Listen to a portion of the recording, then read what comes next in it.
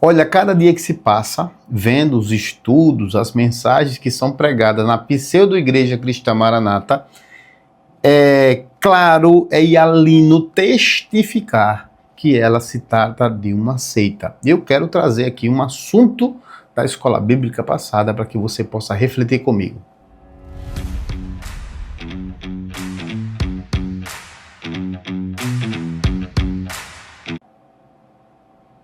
Olá, meus amados, somos podcast, Pastor Júnior que vos fala, e como de sempre, estou aqui para pedir para você fazer o triplo C, curtir, compartilhar, comentar, tá bom? Isso porque, queridos, a plataforma do YouTube entende como relevante aqueles vídeos que tem o curtir, as pessoas que comentam, que compartilham, e aí ele mesmo, né, o YouTube, no seu algoritmo, ele vai entregando esses vídeos para mais e mais pessoas, tá bom? E se você não é inscrito no nosso canal, se inscreva, ative o sininho de notificações, porque você recebe de antemão todos os vídeos que forem publicados aqui neste canal no Somos Podcast, tá? Meus queridos, vamos lá. Olha, a heresia, um ensino enganoso, ele vem de forma sorrateira. Às vezes a gente não consegue perceber como esse ensino ele se apresenta. É necessário parar, analisar. E é tudo o que um membro da Igreja Cristã Maranata não faz. Parar para analisar o estudo. Aliás, deixa eu abrir um parêntese. A maioria dos crentes não param para analisar. Diferentemente dos crentes bereanos, que a Bíblia informa, onde ele conferia tudo na palavra. Aquilo que os discípulos, aquilo que os apóstolos estavam pregando, eles iam lá e conferiam tudo na Bíblia, para ver se estava tudo correto, tá? Em que pese isso, algumas instituições apresentam alguns estudos, mandam você estudar determinados versículos da Bíblia, mas por trás, de uma forma sorrateira, de uma maneira camuflada, ela coloca ali uma pitadinha de heresia. Ela coloca lá uma pitadinha, sabe, das doutrinas heréticas que eles criaram, das doutrinas heréticas que eles fomentaram, e aí aquilo vai entrando toda a aula, todo o Manaim, toda a escola bíblica, aquilo vai entrando até as pessoas estar copiando na fala. É como se fosse papagaio, ouve e replica, e não sabe nem o que é que está acontecendo. Bom, o que nós estamos querendo falar, reflita comigo a terceira pergunta, que foi respondida na escola bíblica do último domingo agora, próximo passado. A pergunta diz respeito aqui. Em relação ao tesouro escondido, quais são os adornos que pode ser encontrado? Tá? Não quero trazer a pergunta aqui para que não dê, né, qualquer tipo de situação. Mas a pergunta é assim. Os adornos da palavra, os adornos do tesouro escondido. Tá? E aí a resposta foi que o adorno do tesouro escondido seria a palavra revelada, seria a revelação. E aí o abençoado do diácono, né, que transmitiu a resposta, ele ainda disse que tinha que estar na quinta medida. Tudo isso é o quê? O ensino que é formatado. Com certeza ele deve ter sido orientado pelo pastor, para dizer, coloca lá a quinta medida porque o Papa gosta. Ele gosta quando fala a linguagem da obra, para ganhar ponto, para futuramente ser levantado um ungido, como diz o meu pai. Tá? Mas, irmãos, veja só. A Maranata tem sustentado que o tesouro escondido é a palavra. Essa é a interpretação que é dada segundo a hermenêutica gedeutiana. Tá? Então, o tesouro escondido é a Bíblia, e que o homem que achou o tesouro escondido é Lutero, certo? Lutero. Vamos lá, queridos. Vamos falar logo sobre o adorno, certo? E depois vamos interpretar esse texto da parábola do tesouro escondido, certo? Vamos lá, irmãos. Se considerando, veja só, considerando que essa interpretação de que o tesouro fosse a Bíblia, né, fosse a palavra de Deus, o mandamento do Senhor, considerando que isso fosse uma verdade, a gente poderia já dizer de cara que esses adornos aí é heresia. Porque, primeiro, que o texto não vai falar em momento nenhum de adorno. Onde é que está esse adorno aí? Por que foi colocado lá nessa pergunta? Qual é o adorno da palavra? É para colocar na mente das pessoas, é a revelação. Entendeu? Qual é o adorno da palavra? Adorno é aquilo que você coloca ao redor de um quadro, de uma moldura, na verdade a moldura que você coloca, né? Aquele adorno que você coloca para ficar mais bonito, para incrementar, para deixar mais belo. Aí eu pergunto a você, a palavra de Deus precisa de adornos? A palavra do Senhor precisa de complementos? Eu trouxe alguns textos aqui para que você possa meditar, tá? Pega a sua Bíblia, por favor. Eu vou dar um tempinho aqui de 2 segundos para você pegar a sua Bíblia e ir conferindo na palavra aquilo que a gente está dizendo, tá? Então vamos lá. Já pegou a Bíblia? Amém. Vamos lá. Salmos 19, 7 e 8 diz assim: a lei do Senhor é perfeita e restaura a alma. Pronto, irmãos. Só essa parte aqui já dá para a gente ir embora e encerrar. Porque se a lei do Senhor é perfeita, ela não precisa de adornos. Não precisa. O testemunho do Senhor é fiel e dá sabedoria aos simples. Os preceitos do Senhor são retos e alegram o coração. O mandamento do Senhor é puro e ilumina os olhos. Veja, a Bíblia diz nesses versos, que a lei do Senhor é perfeita, o testemunho é fiel, os preceitos são retos e o mandamento é puro. Meus irmãos, 4 características da palavra, da lei do Senhor, da Bíblia, né? Se a gente analisar como um todo, ela é perfeita, tá?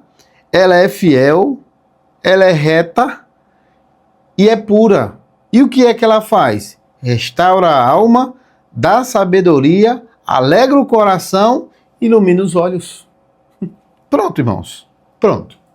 Não precisaria de outro texto para mostrar que a Bíblia não precisa de complemento. A Bíblia não precisa de adornos. Isso é heresia. Isso é heresia, irmãos.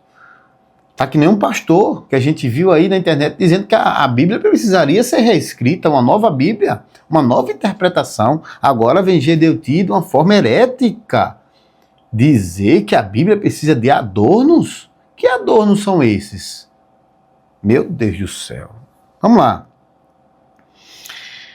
Para sempre, ó Senhor, está afirmada a tua palavra no céu. Então essa palavra que está firmada no céu, a palavra do Senhor, ela está para sempre firmada lá. Isso significa que essa palavra nunca vai sair de moda.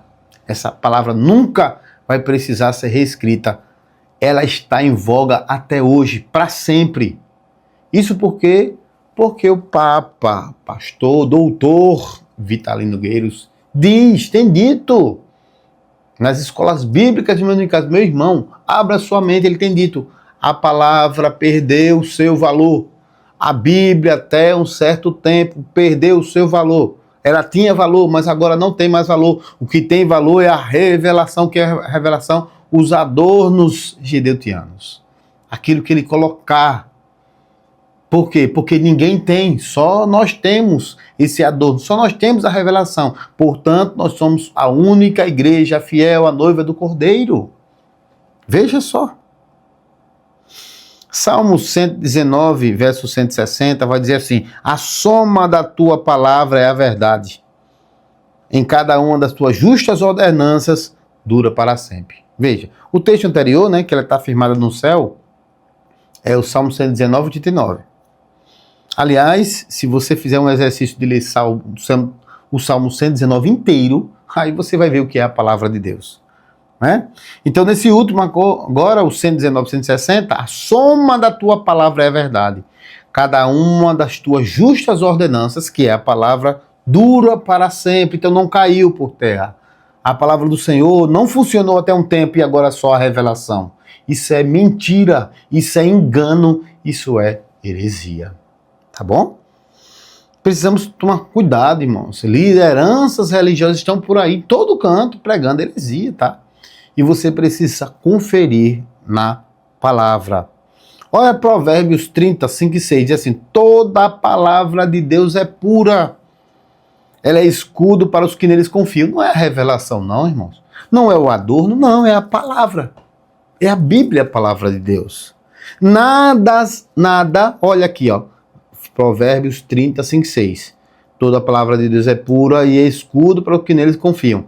Nada acrescentes às suas palavras, nada, para que não te repreendas e seja achado mentiroso. Então preste atenção. A Bíblia, Provérbios 30, verso 5 e 6, diz: nada acrescente às palavras de Deus, a Bíblia, para que não te repreenda e seja achado mentiroso. Ou seja, quem está pregando fora da Bíblia, além da Bíblia, da palavra de Deus, meu irmão, é mentiroso. É mentiroso. Veja só, queridos, qualquer um, tá? Isaías 48, seca a erva, se caem as flores, mas a palavra do nosso Deus subsiste eternamente. Não caiu em desuso, né, irmãos? Olha só, Mateus 5,18. Porque em verdade vos digo que até que o céu e a terra passe, nem uma iota, né? Ou um i, ou um tio, jamais passará da lei, até que tudo se cumpra. 2 Timóteo 3, 16 e 17, toda a escritura é inspirada por Deus e útil para o ensino, para a repreensão, para a correção, para a educação na justiça, a fim de que o homem de Deus seja perfeito e perfeitamente habilitado para toda boa obra. Olha que texto fantástico. Você sabe o que significa inspirar? Significa soprar. A palavra inspirar é soprar, é como se Deus soprasse do seu espírito no homem para que os homens escrevessem a palavra de Deus. Você acha que o sopro de Deus precisa de adorno? Para aqui, irmãos, um pouquinho. Você acha que o sopro do Espírito Santo precisa de adorno? Pois é. E a palavra, não é revelação, a palavra é útil para o ensino, para a repreensão, para a correção, para a educação em justiça, a fim de que o homem seja em Deus, o homem de Deus seja perfeito e perfeitamente habilitado para a boa obra. Você está vendo, meu irmão? Agora vamos lá. Olha o que a Bíblia diz. 2 Timóteo 4,2. Prega a palavra, insta a tempo e fora de tempo, admoesta, repreende, exorta com toda longanimidade e ensino. A Bíblia manda a gente pegar a palavra, não é revelação, é a palavra. Certo? Mateus 28, 19 e 20 diz: ide, portanto, fazer discípulos em todas as nações, batizando-os em nome do Pai, do Filho e do Espírito Santo, ensinando a guardar todas as coisas que eu vos tenho ordenado. Guardar o quê? A palavra, não é revelação. Eis que eu estou convosco todos os dias até a consumação dos séculos. Marcos 16, 15 diz: e disse-lhe: ide por todo o mundo e pregai o evangelho, que é a palavra. Tá? 1 Coríntios 9,16, olha aqui, alerta. Se anuncio o evangelho, não tenho medo de me gloriar, pois me é imposta essa obrigação.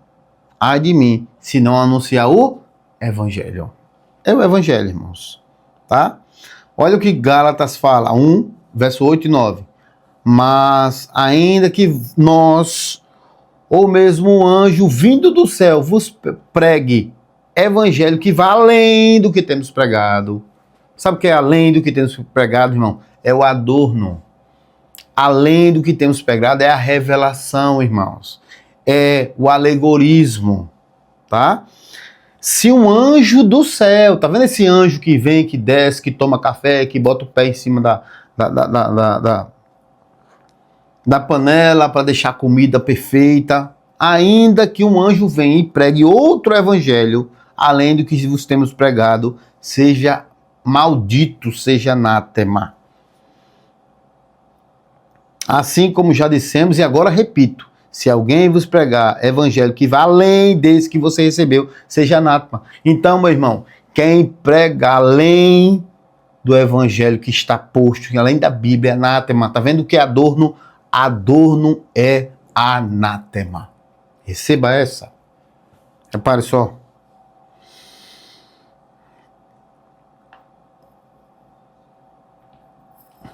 Vamos lá. A palavra do Senhor diz assim, ó. Amados, Judas, né? Verso 3 e 4.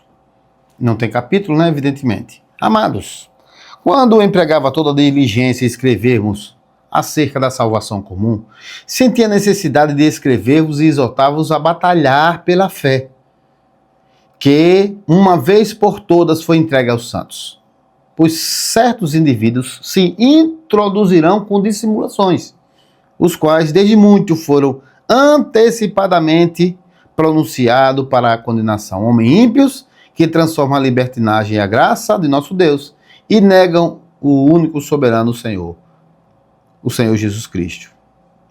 Então a dissimulação que ia se introduzir no meio da igreja junto com os falsos mestres. Meus queridos, tudo isso, todos esses textos, foi para falar que o adorno é anátema. É aquilo que está fora da Bíblia, tá? A Bíblia é suficiente, é perfeita, ela restaura a alma, ela dá sabedoria, é a palavra, só a palavra, mais nada. Com essa atitude, irmãos, de Gedeuti, dizendo que precisa da revelação, ele rasga uma sola que foi pregada por Lutero, que ele disse que o homem que pegou o tesouro do campo foi Lutero. Qual é a sola? Sola Escritura. Porque não é mais a Escritura. A Escritura perdeu o seu valor. A Bíblia perdeu o seu valor. Gedeuti, nessa escola bíblica, junto com os irmãos que responderam, rasgaram a sola Escritura. Porque não é mais a Bíblia, é o adorno. Gedeuti é claro quando diz assim, olha, não é a Bíblia, é a revelação. É a quinta medida. É aquilo que está além da letra. Sabe o que é isso? Anátema. E nessas atitudes, eles estão rasgando a sola Escritura. Sola Escritura significa só a Escritura, só a Bíblia, somente ela. E não aquilo que está na cabeça de profeta, de homem poderoso, de bispo, de papa, de quem quer que seja. É só a palavra, é a palavra que restaura, é a palavra que é pura, é a palavra que é perfeita, é a palavra que dá sabedoria, é a palavra que alimenta, é a palavra que conserta, é a palavra que corrige, é a palavra que instrui, é a palavra através dela. Agora vamos para o texto? Vamos lá. O texto diz assim, o reino dos céus é semelhante a um tesouro escondido num campo, que o homem achou e escondeu. E transbordante de alegria vai, vende tudo que tem e compra aquele campo. Vamos lá. Maranata diz que esse tesouro seria a Bíblia. E que o homem é Lutero. Agora eu pergunto, na história de Lutero, você viu ele vendendo tudo que tem?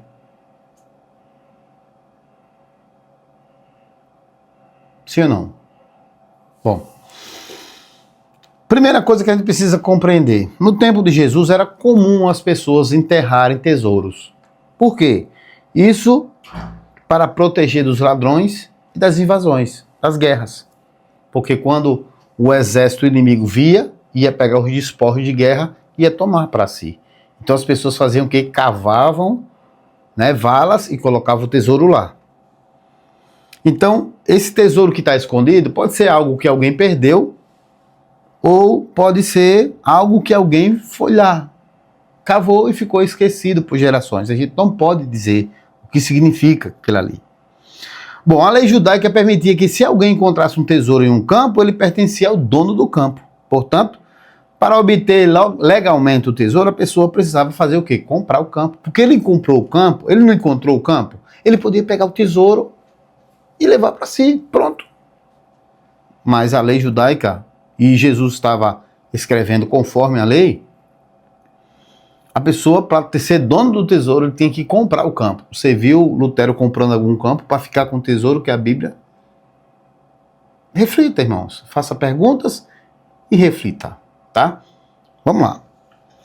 O que seria o reino dos céus? Ora, o texto, irmãos, o texto diz assim, o reino dos céus é semelhante a um tesouro escondido. Pergunta básica de português, tá? Português.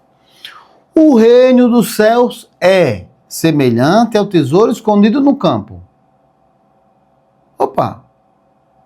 O reino dos céus é semelhante ao tesouro escondido no campo. Aí a pergunta é, o que é semelhante a um tesouro escondido no campo? É o quê? O reino dos céus. Então o tesouro que foi escondido no campo, o que é? O reino. É o reino, não é a Bíblia, irmãos. É o reino. É o reino. A Bíblia faz parte do reino? Sim, mas é o reino. A Bíblia vai falar que é o reino. Certo? Onde um homem chegou, achou, escondeu, aí alegre porque achou o reino, ele foi desfez dos seus valores, daquilo que tinha com valor como máximo a sua vida, ele se desfez de tudo isso para comprar aquele campo para ter o tesouro. Fala do que, irmãos? Da renúncia que a gente faz. Há tantos valores que a gente tem nessa vida, que a gente considera, e nós vamos considerar agora como valor maior o tesouro que está no campo. O reino transforma a nossa vida. O reino do Cristo, uma vez encontrado, transforma os valores que temos. Quantas pessoas têm valores em jogos, têm valores em bens, tem como valor da sua vida uma cultura, algo que acha muito importante, mas quando a gente encontra o reino, a gente entende, meu Deus, o reino é maior, é o maior tesouro da minha vida. E a gente se desfaz de tudo para poder estar com esse reino, para poder ter esse reino ao nosso lado, no nosso coração. Tá certo? Então, o homem vendeu tudo que tem. 2 textos eu queria trazer interessante. Buscar em primeiro lugar o reino de Deus e as outras coisas serão acrescentadas. Mateus 6,33. E o outro é Filipenses 3,8. Considero tudo como perda por causa da sublimidade do conhecimento de Cristo Jesus, meu Senhor. Quem disse isso? Paulo, a igreja de Filipenses. Filipenses 3,8. Olha, tudo eu considero como perda por causa da sublimidade. É sublime conhecer Cristo pela sua palavra no reino. Isso é sublime. Então, irmãos, essa parábola ensina o quê, irmãos? Que o reino de Cristo ele tem um valor incomensurável, imensurável, incalculável. E aquele que encontra esse reino está disposto a renunciar a tudo. Quando a gente encontra verdadeiramente o reino, a gente desfaz. Tudo perde o valor pela excelência do reino de Cristo. Um reino que transforma, que liberta, que restaura, que prepara o homem para o arrebatamento. Não significa que podemos comprar a salvação, irmãos. Não é esse o entendimento. Embora muitas igrejas heréticas vão dizer, olha, tá vendo? O tesouro, ele foi comprado, então você precisa comprar a sua bênção. Mas você não precisa comprar na Maranata, mas precisa ir para o seminário, né? Pagar para poder estar no reino. Porque quem não vai no seminário vai para o reino. Faz reino, está no reino, não está. Enfim, mas que devemos priorizar o reino acima de todas as coisas. Queridos, essa é a palavra que eu tenho para você. Agora, eu pergunto a você, em primeiro lugar, é necessário adorno para a Bíblia, sim ou não? Não. É necessário moldura para a palavra, sim ou não? Não. Ela é perfeita, ela é pura, ela é reta, ela é santa. A palavra do Senhor é tudo, irmãos. Você está vendo? Aí, olha só, para concluir aqui a forma sorrateira. O homem comprou o campo e encontrou lá o tesouro. Quais são os adornos do tesouro? Os adornos é o quê? É a revelação. O que é a revelação, irmãos? É aquilo que o GDT acrescenta. E aquilo que ele acrescenta é anátema, é maldição. Meus queridos, com essas e outras, é claro, é hialino, é inequívoco que teologicamente analisando, nós podemos declarar que a Igreja Cristã Maranata é uma seita pseudo-cristã. Tá bom? Meus queridos, e aí, gostou desse vídeo? Faz o seguinte, meu irmão, comenta aqui o que é que você achou desse vídeo. É impactante ou não é? Pois é, sorrateiro, quase ninguém percebe. Tem que sentar e analisar, tá bom?